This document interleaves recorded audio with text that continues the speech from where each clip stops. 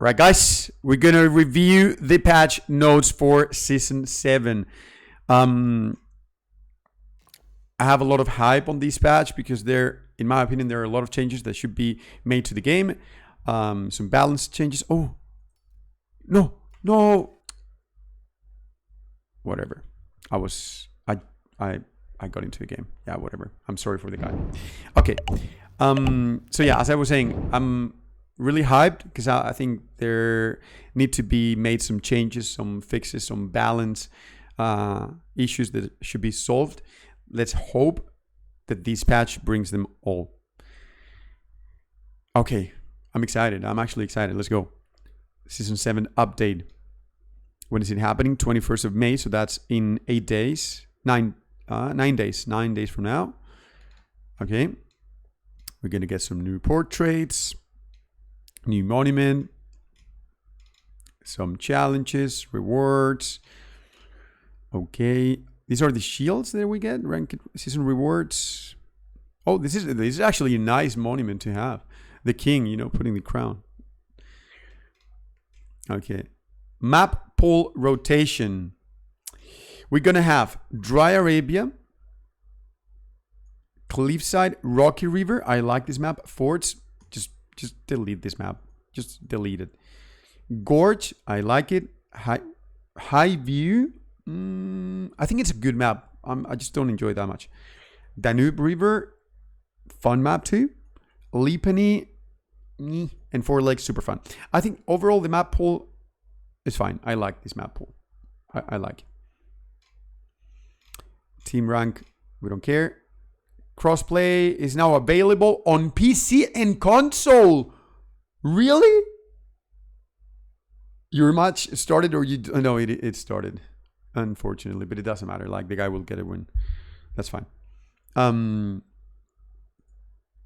and console will be able to play together. This is going to bring in so many new players onto the ladder and everything. This is so cool. Now, question is, can console players compete against PC players?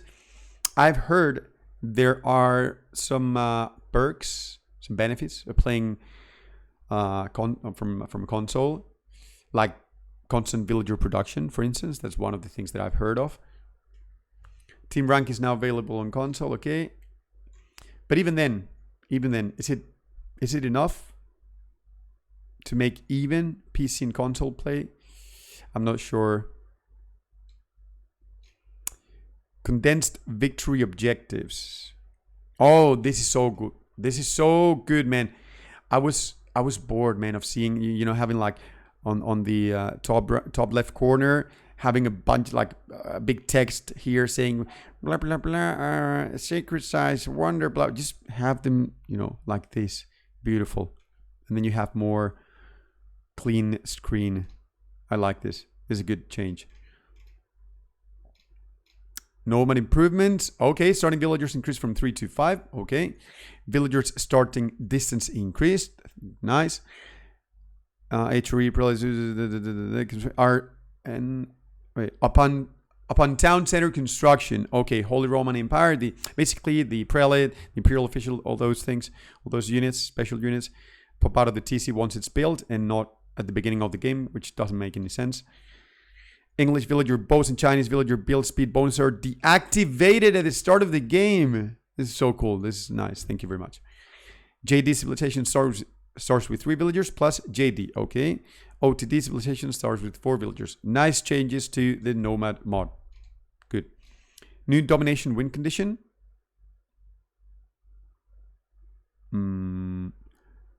Monarch. Oh, it's like a regicide basically. Okay, I'm not interested on this. AI, not interested. Audio. Xbox. Oh, fixes? Okay, general. This is important. What are these? Bug fixes. Shore fish can no longer be permanently removed when placing structures on them and will automatically return when the building is deleted or destroyed. Thank you. I've been saying this forever. Like, you see, in tournaments, it is banned. It is a reason, like, it is bannable to destroy opponents' shoreline fish with a structure with like a wooden wall or a house, whatever, right? Just for the sake of removing the shoreline fish from your opponent. That's banned in tournaments. But why would you ban it from tournaments and just not make it so that it doesn't happen in your game, right? Just make it so that if you build something next to the shoreline fish doesn't get destroyed. Just make it like that, and then you wouldn't have to ban players from doing that in a tournament, right? It makes more sense. So this is good. This is a good change. Fix an issue where villagers seeking shelter would sometimes fail to choose the nearest available. Okay, yeah, this was so annoying. Great. I'm glad I'm seeing changes done. When unloading units from a garrison, they now exit on the side closest to their destination. But this was already a thing. It's now easier to target a live animal with a villager when the animal overlaps a construction plan. Thank you very much, man. I'm so happy with these changes so far. I'm so happy. You see, when you build a TC on top of a deer pack and you try to snipe the deer, you can't. You just can't. Because the pointer, the mouse pointer, is not pixel precise. So it's like a box, right? So it will catch the town center instead of the deer. And instead of becoming an attack pointer for the deer, it will remain as a build pointer for the TC. So they fixed this. Thank you very much. This is quality of life. Fix an exploit where monks could duplicate relics when removing them from monasteries. I didn't know about this. Okay. Fix an issue where lightweight beams would not reduce construction times for some civilizations. Previously, if a siege unit lost sight of a building it was attacking, it would go idle. Now it will move closer to regain vision and resume its attack. Okay. Fix a bug where deer would get stuck together after colliding. Landmarks no longer retain their garrison arrows after being destroyed and repaired. Now if a siege tower or ram containing units passes over a stamped building, it will not cancel the building.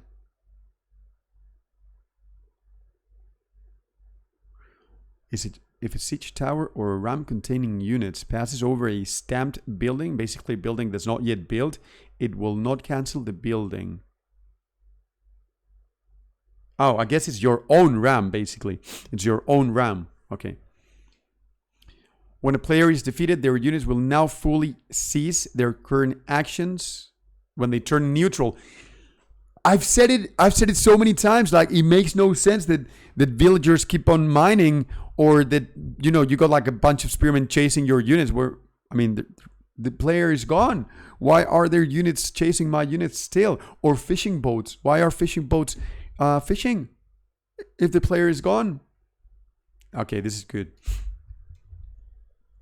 Monk's order to capture a sacred site will now remain until it's captured before executing queued commands. Nice, bro. Honestly, I don't know how balance fixes are gonna be, but so far these quality of life fixes are awesome, are really good. I'm liking them all. This is so good. This refers to when you send the monk to capture a sacred site, and you want the same monk to then capture another one, or capture the sacred site and then go pick up a relic. You can't queue it because the sacred site, it's not a thing. It's just like a piece of land. So they basically, if you shift, take the sacred site and then pick up the relic, they will just go on top of the sacred site and immediately leave to pick up the relic. So the sacred site will not get claimed. Whereas now with this change, they will come to the sacred site, get the sacred site control, and then move on to the relic or another sacred site, or go back home, whatever. This is good. Fix a bug where villagers would idle instead of returning to work when their previous job was gathering from a boar. Okay. Explosive ship kills are now counted in post-game statistics. Oh, okay.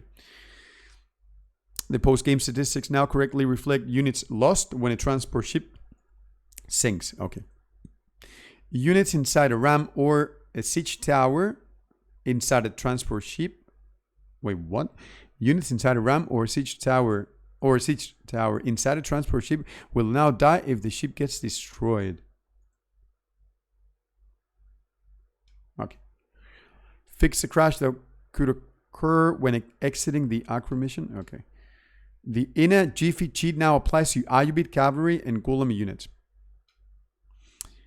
Fix a crash that could happen when playing on Canal with 2 teams of unequal player count. Fix an issue where water borders were harsh or jagged on some maps. Forts, Black Forest migration crash when entering a match.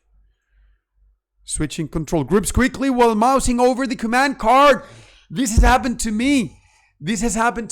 So let me read it out. Fix the crash that could occur when switching control groups from when switching control groups quickly while mousing over the command card. This has happened to me like 2 or 3 times.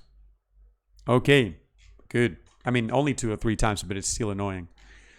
UI, blah, blah, blah, achievements, challenges, balance, and bug fixes. Okay, guys, now I am going to pray to Jesus, to God above.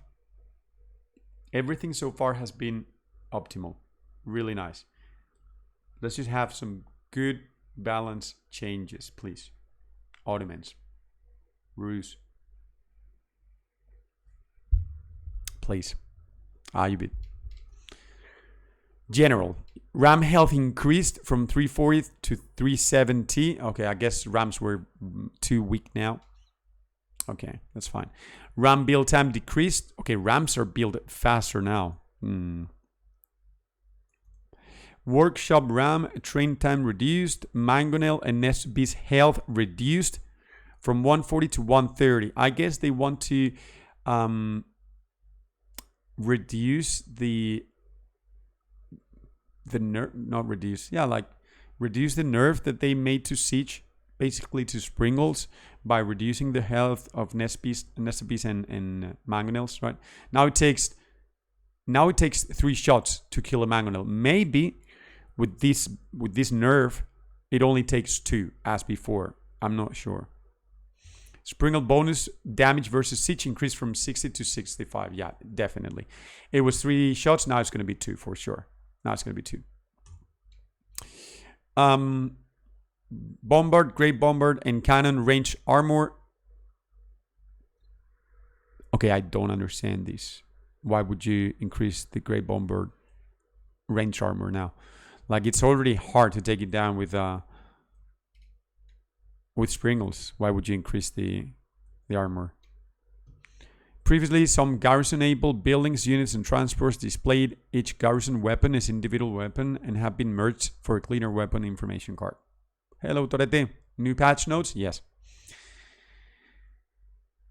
Corrected some issues where elite army tactics and incendiary arrows were not affecting all intended units. Stone urn from relics in pagodas reduced by 50% and food wood has been increased in its place. Now generates 100 gold, 62 food, 62 wood, and 25 stone. Okay. It's not like that will be harder to take out by archers. I'm not sure. I think that range armor applies to Springle shots too. Corrected an issue where loaded battering rams were missing. The unload garrison ability for H3 not blah. Civilization-specific changes. Okay, so as for the general changes, I guess that they're buffing rams a little bit. They're fixing a little bit the Springle nerf from the previous patch. I just don't get this one. I'm not sure why Bombard, Great Bombard, and Cannons are getting more armor. Especially the Great Bombard. Alright. Abba. Fresh foods moved from the town center to the mill. This is a buff. Camel Archer cost reduced 180 food to 170 food. Small buff. Fertile Crescent wood discount increased from 25 to 30%. Spice Roads upgrade now correctly modifies gold income for all traders. I think that Abba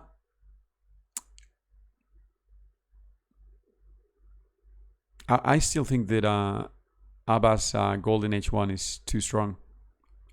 These changes are good, especially fresh food.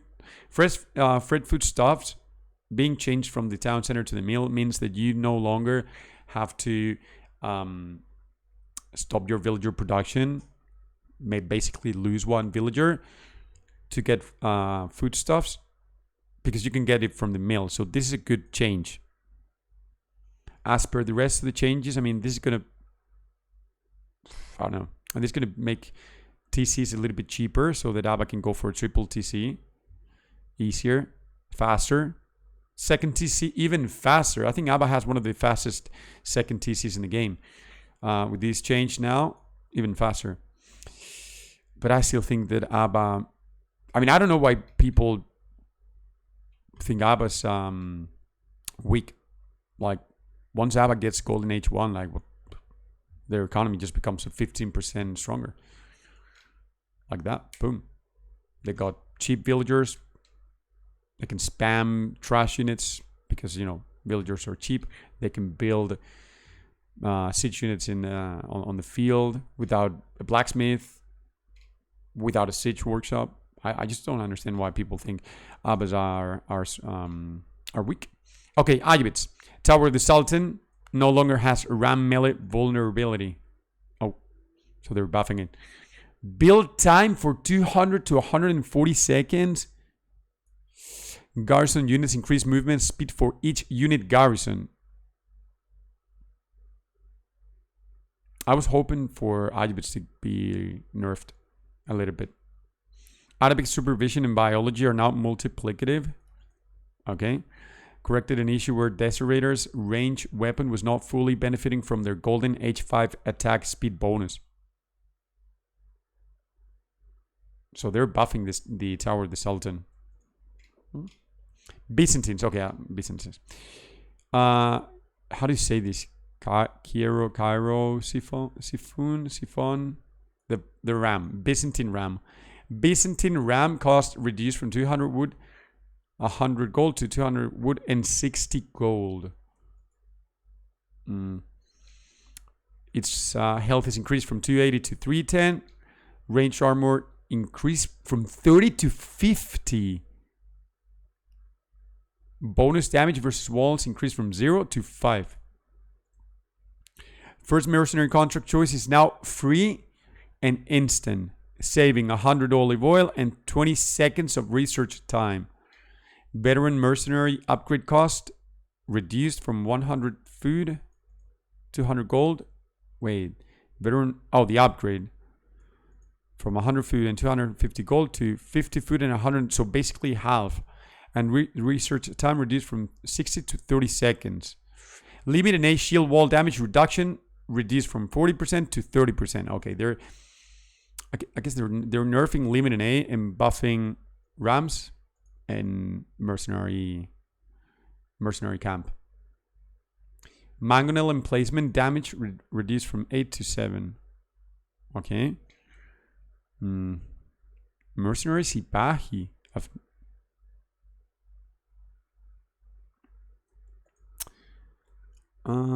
Greek fire projectiles help text, blah blah blah.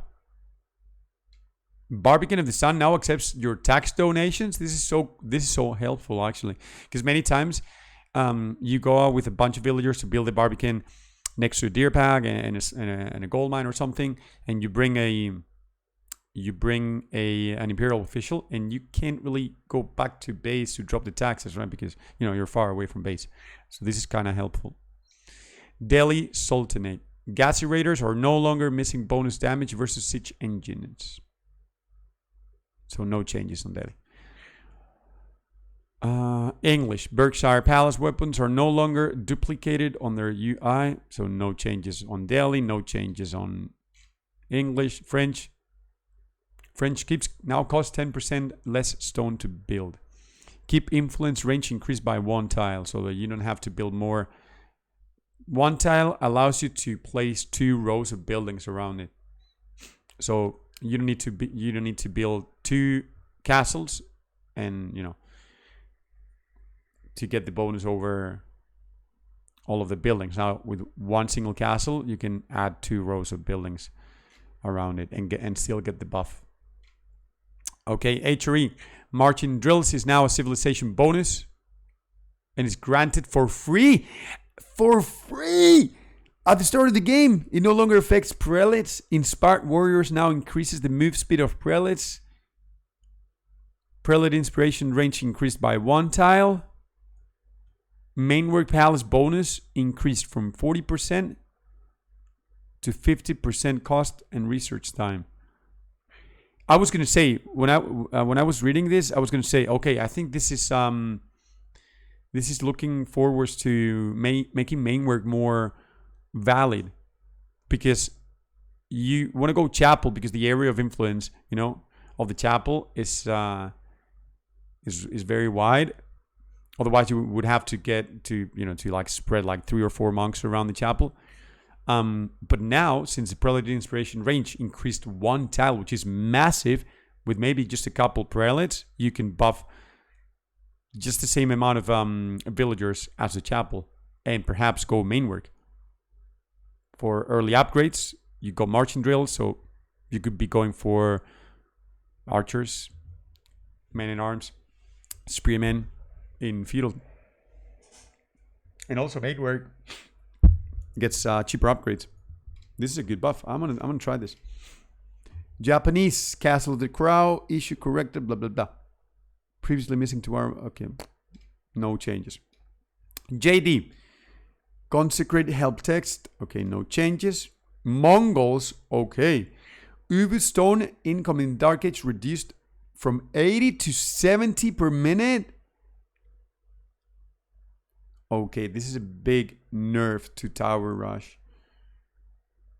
This is a big nerf to Tower Rush. Moving buildings rotation rate reduced so that they do not instantly snap when changing direction. Kanganate Palace, Ruse Knights now properly use Poleaxe. Horse Archers now properly use Gallop ability. Nest of Beasts. Prayer Tents no longer grant vision on pre-placement after blah blah blah. A crash relating to Silver Tree landmark has been fixed, and allies of a Mongol player can now set the Silver Tree as a trade destination while it's packed up, and traders will only move to it when it's unpacked. I think this is a big nerf. I think this is a big nerf because this is gonna delay your first and second. Basically, your first. This is gonna delay your first pair of spearmen.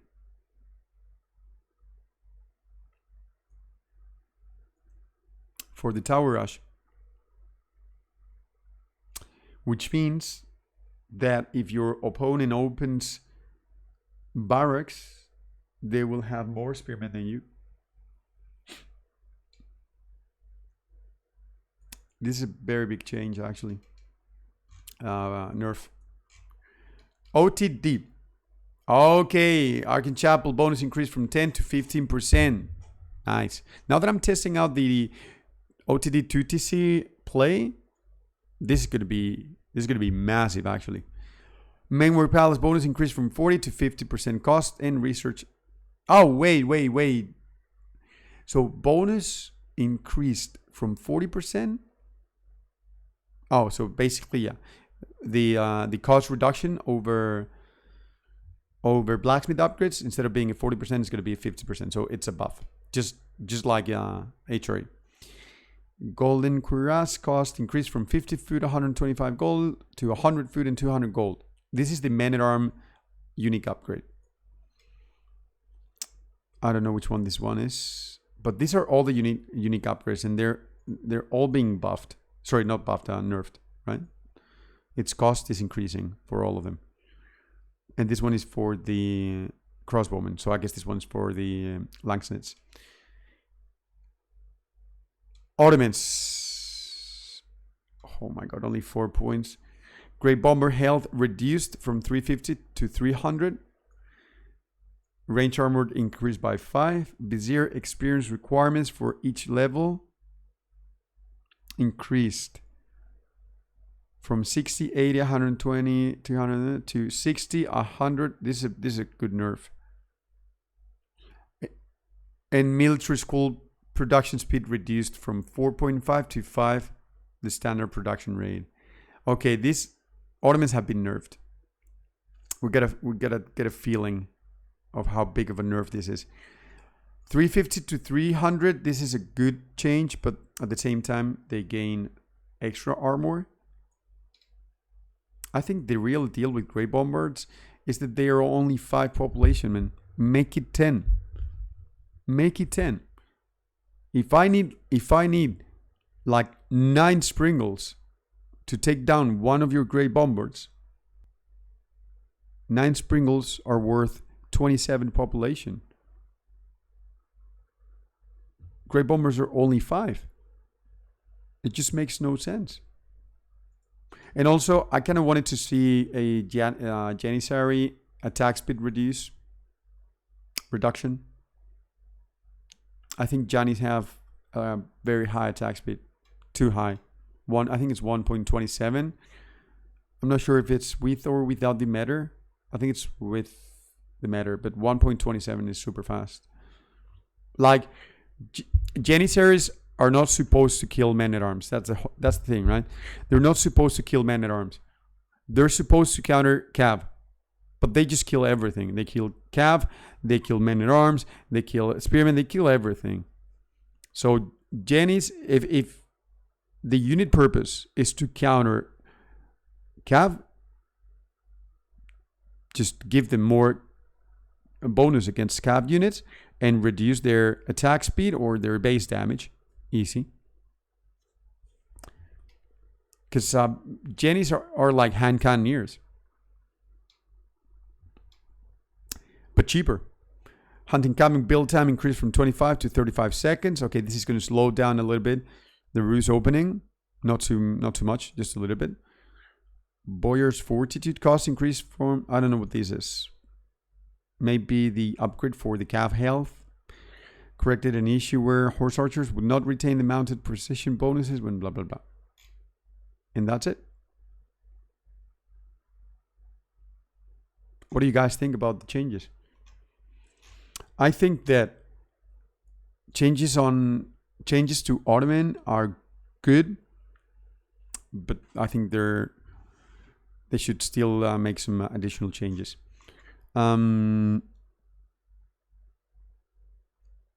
OTD, I think good changes. They're buffing the chapel and nerfing a little bit the unique upgrades. Mongols, we have to test this, but I'm not sure how big of an impact this is going to have.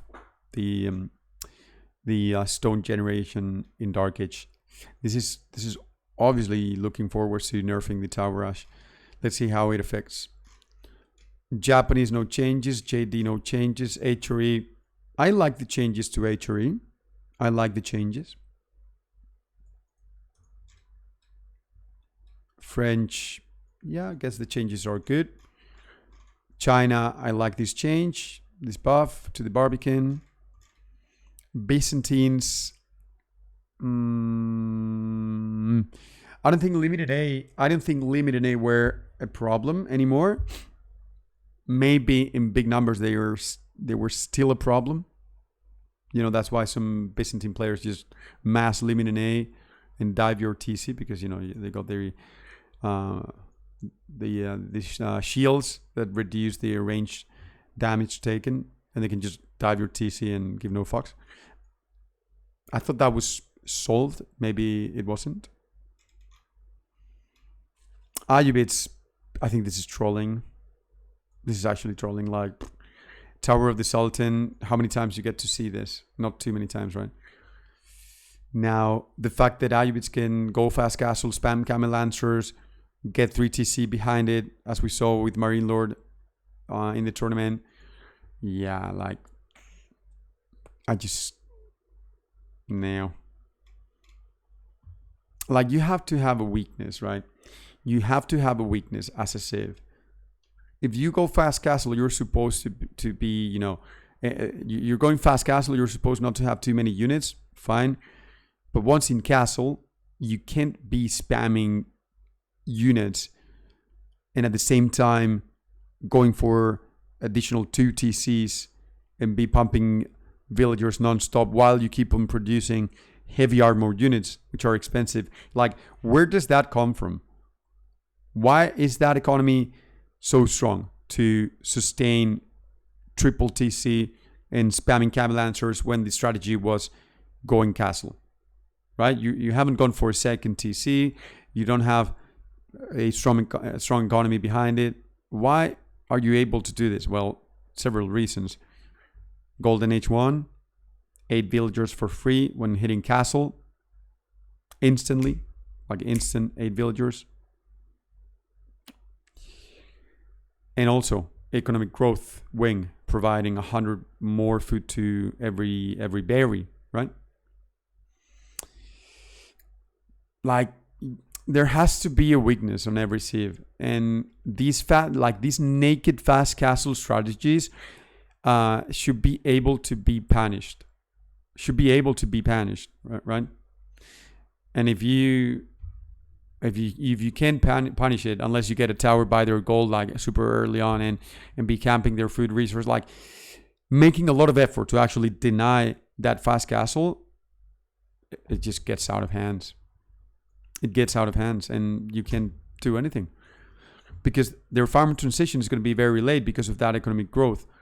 If you happen to have gone for a second TC yourself against Ayubids,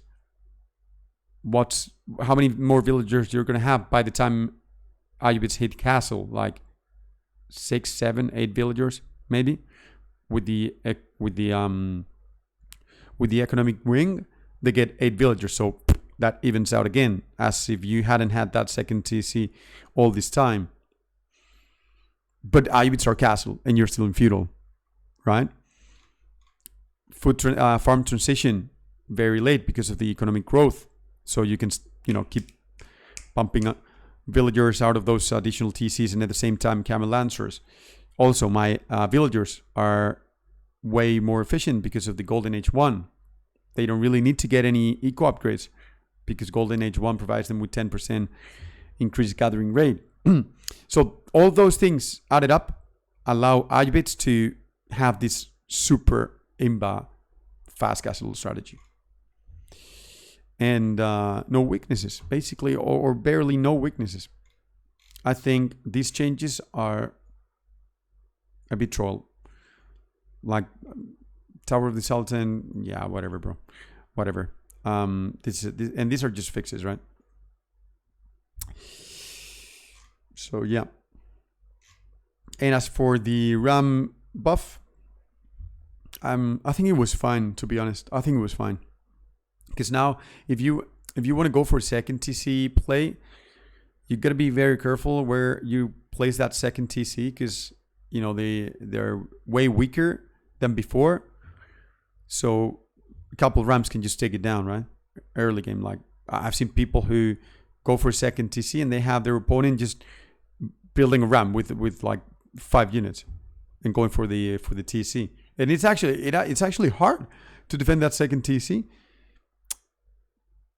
Now with the nerf that we had made to Rams, it was easier. Now because you had to support those 2 Rams with a bunch of units. Otherwise you would lose them.